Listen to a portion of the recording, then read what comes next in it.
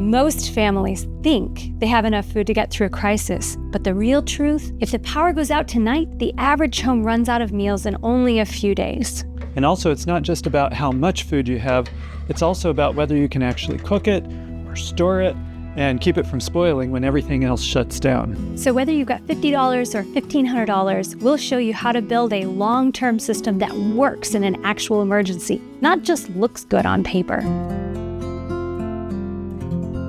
Okay, before we talk about 1 month or 3 months or even a year of food storage, we're going to start with the biggest step that gets the biggest return for the most people. 2 weeks of food that you already know how to cook. 2 weeks will cover most storms and disruptions, and it buys you time. It's the amount of time that anyone can surround. So here's the situation that most families are actually in. You've probably experienced this just before or after a big storm. If you're like most folks, you have some food in your pantry, but not enough to last very long. The average American family buys groceries almost twice a week. So think of how often you have to go to the grocery store, and that'll give you a feel for how stocked up your pantry is. How long could you feed your family if the grocery store was cleaned out, or your ability to even get there was gone, or your ability to purchase food was gone? Okay, so that's the question. Let's answer it in a way that doesn't waste money. The method is simple. It's a rotating pantry. You eat what you store, and you store what you eat. Especially if your budget's tight, you'll want to maximize the amount of food you buy with that money and focus on the foods that make filling meals, the kinds that stick to your ribs. But this is important. You don't want to buy food that's just going to sit and go bad. We advocate for a rotating pantry. Eat what you store and store what you eat. So you want to consider the meals that your family typically enjoys and stock up on those foods, especially the most cost-effective ones. For us, that would be items like rice and beans, which we often eat in different forms. Pasta, oats for breakfast in various forms, like cooked oats or granola, and so on. These are foods that are relatively inexpensive, they're filling, and we enjoy them on a regular basis. Now let's make it real.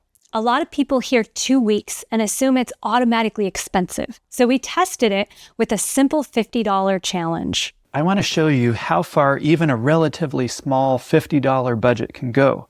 So we headed to our local Walmart with a challenge. Now, I don't like shopping at Walmart, but when you're tight on money, it's one of the best places to pinch your pennies. So let's see how many days of shelf-stable food we could stock up if all we could spare is $50. How far do you think it's going to go? Okay, here we are at Walmart. Let's go in and see. So what does $50 of food look like?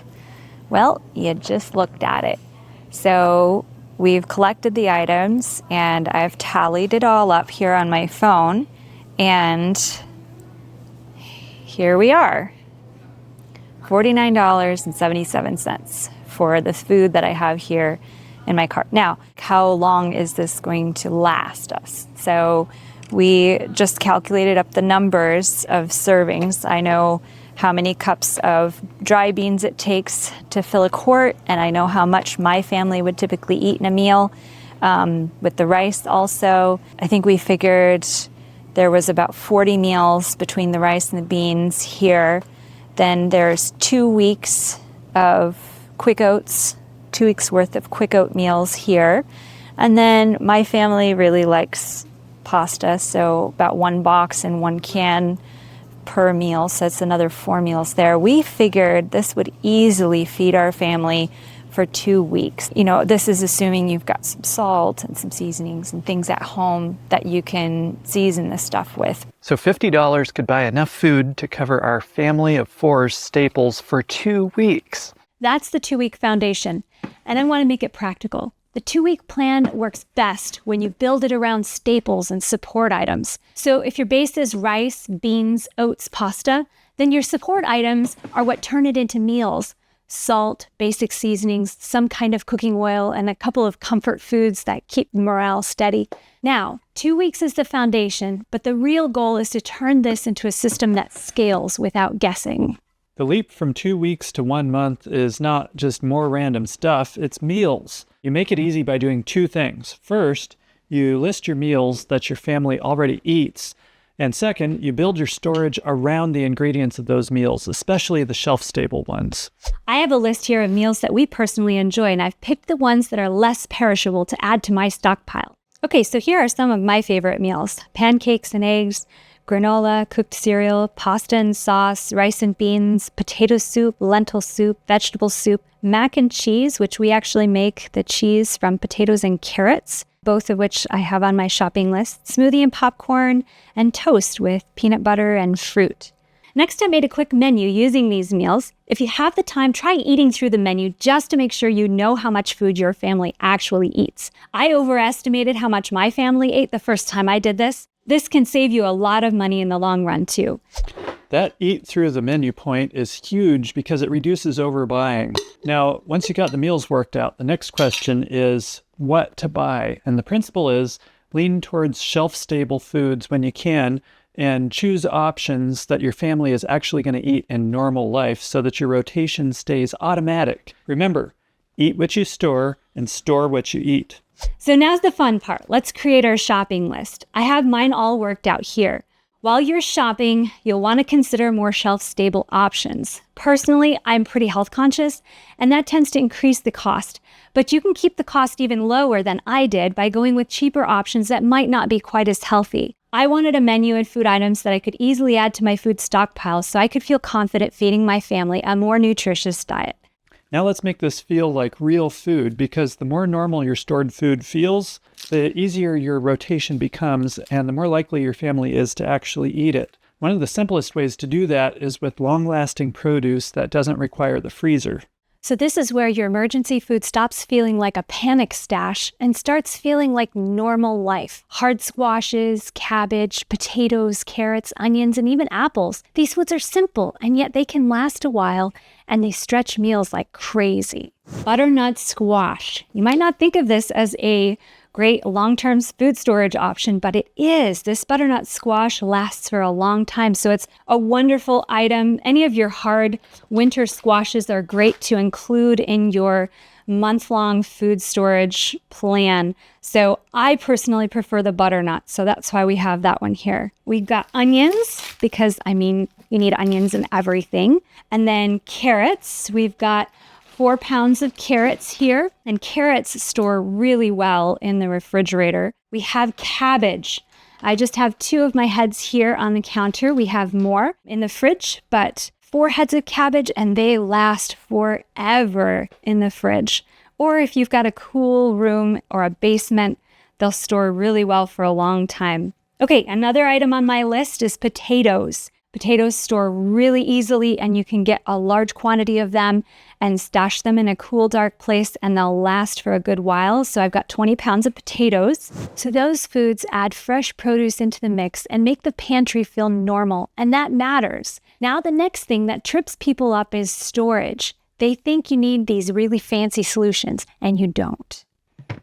When you scale, the goal is repeatable meal types, not reinventing everything. 2 weeks becomes 1 month by adding a bit of variety and building out the meals that you actually eat. 1 month becomes 3 months by multiplying the same staples and storing them well. And storage doesn't have to be fancy. Here's a simple, cheap bulk storage trick that we've used. Something, a little secret. This is my beans. I have here on my list for 1 month's supply for my family. We have about 16 pounds of beans. And this is just a reused bucket. Now, reused buckets are really nice because you can get them for pretty inexpensively. If you go to your local grocery store, usually there's a deli or maybe a bakery there at the store. They get a lot of their food in bulk that they use to make their deli items. And you can ask if they sell those buckets, those leftover buckets that they normally would just throw out. Sometimes they'll just give them to you. Sometimes they'll just charge a few dollars for buckets. So I love to go and get buckets. That way it's inexpensive, and then you can store your beans and your rice in buckets like that. That's simple and scalable. Now, here's the quiet secret to rotation that keeps you from needing a giant spreadsheet. Whenever you're eating a meal that's part of your normal routine, you pull the ingredients from the older items in the pantry, like, pulling from the back of the shelf, that kind of thing. And when you go to the store, you replace what's been used and put it towards the back of the shelf. And that's it. And your food storage stays fresh. Now, at this point, a lot of people feel good because they've got food. But the next question is the one that decides whether this plan is really good in reality. If the power goes out, can you cook it? And that's what Lisa's going to cover next. If you want the detailed workbook for this episode, your checklists, the 2-week starter, the 1-month and 3-month scale-up templates, plus the fridge freezer plan and extra details we can't fit here, go to thereadylife.com/workbook. Normally, it's only available to members inside the Ready Life Academy, but for right now, you can get it free. This free offer won't last forever, so hop on over to thereadylife.com/workbook right away while you can still get it. If you can't cook when the power is out, a pantry full of staples that needs to be cooked is not very useful. So here's the most reliable cooking methods, and we're going to keep this tight and practical. Our summertime canning stove, when it's too hot to can inside, we'll set this up outside, and you can can a whole bunch of stuff on one tank of propane. And so this could also make a great emergency stove for cooking. This is our ultralight backpacking stove that runs on butane, and it'll work just fine. But something bigger like an old Coleman stove could probably be even better, especially if it runs on propane, which doesn't go bad. Just make sure you stock up on fuel cylinders for whatever stove you plan on using. And remember, if you have to boil your water to purify it, you'll be using a lot more fuel than expected. That fuel supply is what people forget and run out of, especially if you're boiling water. Now here's the method that turns emergency cooking into real comfort meals. Dutch ovens are another really excellent tool for cooking and baking off the grid. There's a number of different ways you can use them. Here we're using an open campfire with coals, but you could also use charcoal briquettes or even a grill for a more even temperature. Here we have stew cooking over the fire. We also have a bread that's baking, and then we did some cinnamon rolls, all with the coals just from our fire here. Okay, now for the ultimate option. Of course, the ultimate in off-grid cooking is a wood cook stove, where you can not only cook your food on the top and bake it in the oven, but you can also heat your hot water system and heat your home with it too. I know cooking with a wood cook stove might seem a little bit mysterious. Seems like it would be really hard to do, but it's actually not that difficult. We have done it for a couple of years in our life, and we plan on putting a wood cook stove in our upcoming home. But we actually filmed some experts who learned from the Amish and have lived this way for many, many years, cooking with a wood cook stove. And that's in the Ready Life Academy. And I'm going to show you a portion of that now so you can learn how to cook with a wood cook stove. I wanted you to see all that you can do with your wood cook stove.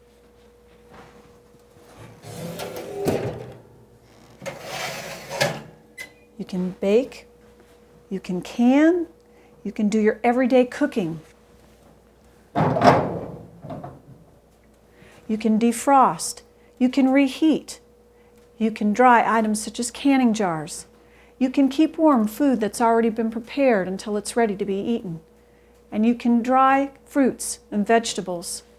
When you look at all this, you can understand why the Amish present a cook stove to their children when they're about to get married. They understand the versatility and the independence that these stoves offer. So with just a crosscut saw, a splitting maul, and your wood cook stove, you can heat your home, heat your water, cook, and preserve your food all with just one fire. Now here's one that doesn't require stored fuel, but does require some planning. You know, this one doesn't get nearly enough attention, and it should. A solar oven uses the sun's rays to cook your food. No fuel, no fire, no smoke. I've used mine to bake granola, small roast, and even muffins. It's surprisingly effective, especially during the sunny months.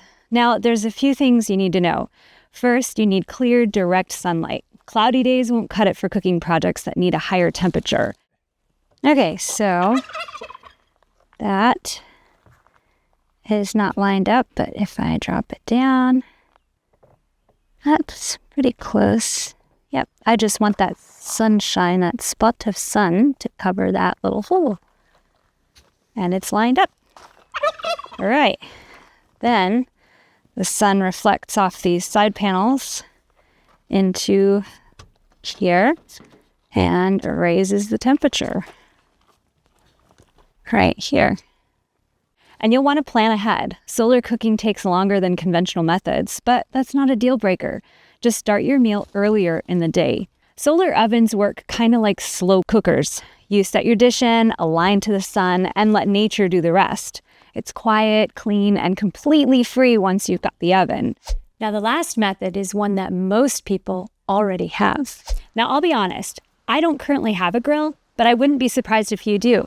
And if so, it's a solid emergency backup. Grills, whether charcoal or propane, are widely available, and you can cook almost anything, vegetables, meat, even baked goods in a Dutch oven. So if you've got a grill with a lid, you can even create an oven-like environment and do baking. For people who live in suburban areas or can't build a campfire, this is a fantastic option. And just make sure you've got fuel stored, whether it's extra propane tanks or bags of charcoal. And here's a little pro tip. If you're using charcoal, get chimney starter. That way you don't need lighter fluid, which is both toxic and unstable. Now listen, here's the difference between I watched the video and I'm actually ready. Here's the biggest mistake we see. People wait until the grid is down to figure all of this out. Don't be that person. Choose a couple of these methods and get comfortable using them now before you need them. Okay, so now we've got food and we got ways to cook it, but we still have one giant problem that can wipe out a ton of food really fast. That's your fridge and your freezer. This missing piece, most emergency storage plans completely ignore.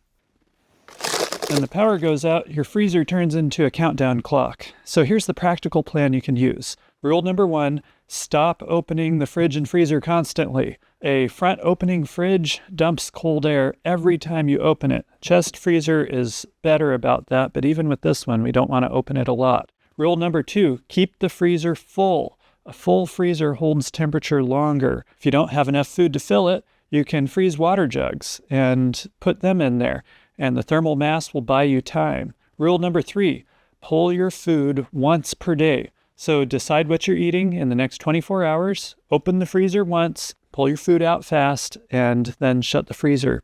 Rule number 4 is to use winter to your advantage. If it's winter, you can move some items outside into a protected cooler. Cold air sinks down, and a top opening cooler often holds cold better than a front opening fridge during outages, especially if you've got a really good, well-insulated cooler like this. Rule number 5 involves a generator. You don't necessarily need to run the generator 24/7 in order to keep all your food cold. In many situations, just running a few hours each day could pull the temperature back down in the freezer and fridge and conserve fuel too. Now, Lisa does something that helps here more than a lot of people realize, and that's freezer meals. One thing I love about freezer meals is that they're already a part of our normal routine, but they also work for an outage. When I freeze soups or casseroles into solid blocks, those blocks act like giant ice packs, and they keep the freezer colder longer. And when it's time to eat, we just move a frozen meal into the fridge, and it keeps the fridge cold while it thaws. And if an outage is going long and you can't keep things frozen, well, that's when you switch modes and you preserve what you can. If you have a wood stove and it's cold out, you could dehydrate some things. If your range is gas and you have access to enough water, you could pressure can or water bath can foods before they spoil. So, as you can see, this is going to take some work. So it's not ideal for the bulk of your food storage to be dependent upon your freezer. That's exactly right. The mindset is that your pantry is your long-term stability. Your freezer's a buffer unless you have a solid backup power system. And if you do, then that gives you more options. So here's what I would do this week if I were starting from scratch. First, build the 2-week foundation: rice, beans, oats, pasta, whatever you eat and is shelf stable. Second, add the support items like salt, seasonings, cooking oil, and 1 or 2 morale-boosting foods. Third, write down 10 meals that your family already eats and pick 7 of them to make a simple 1-week menu. Fourth, practice one off-grid cooking method one time this week so you're not learning during a crisis. And add the missing piece. Make your fridge and freezer plan right now before you need it, so that way you know what to do during an outage and you're able to save all that beautiful food from spoiling. To get the detailed workbook for week 3 of January Jumpstart and your 2-week checklist, the 1-month and 3-month scale-up templates, plus the fridge freezer decision plan and extra resources, go to thereadylife.com/workbook. Normally, this is only available inside the Ready Life Academy, but right now you can grab it for free. This isn't going to last forever though, so hop on over to thereadylife.com/workbook right now while you can still get it, and we'll see you next week for week 4 of January Jumpstart, where we'll walk you through making sense of having a workable backup power plan that doesn't take months and doesn't cost a fortune.